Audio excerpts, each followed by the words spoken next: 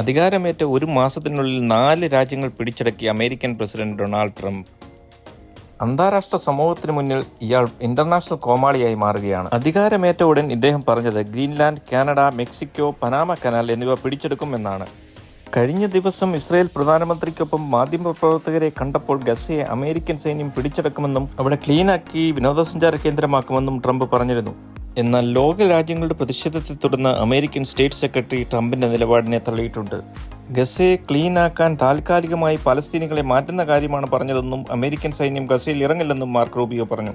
കഴിഞ്ഞ ആഴ്ച Mexico, Canada, China രാജ്യങ്ങൾക്കെതിരെ അമേരിക്ക താരിഫ് ഉയർത്തിയിരുന്നു.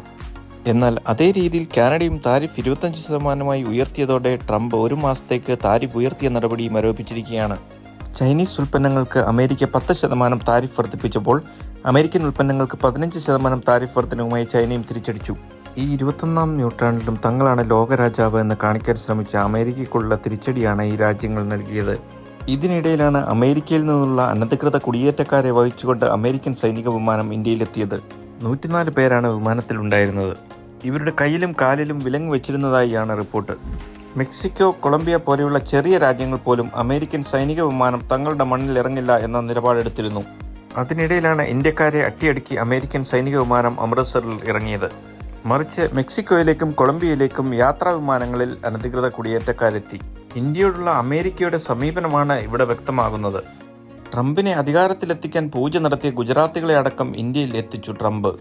ഇനിയും 18,000 ഇന്ത്യക്കാരെ കൂടി ഉടനടി നാട് കടത്തുമെന്നാണ് ട്രംപ് പറയുന്നത്. കൈകാലുകളിൽ വിലങ്ങിട്ട് ഇത്രയും മനുഷ്യാവകാശ ലംഘനം നടത്തിയിട്ട് അമേരിക്കയോട് നട്ടല്ലോടെ ഒന്ന് പ്രതിഷേധം അറിയിക്കാൻ പോലും നമ്മുടെ ഭരണാധികാരികൾക്കാവുന്നില്ലെന്നത് വളരെ സങ്കടകരമാണ്. ഭരണാധികാരികൾക്ക് സൗഹൃദമാകാം, എന്നാൽ വിധേയത്വം പാടില്ല. ഇങ്ങനെ പോയാൽ ട്രംപ് അമേരിക്കയുടെ കുഴി തോണ്ടുമെന്ന് ഉറപ്പാണ്.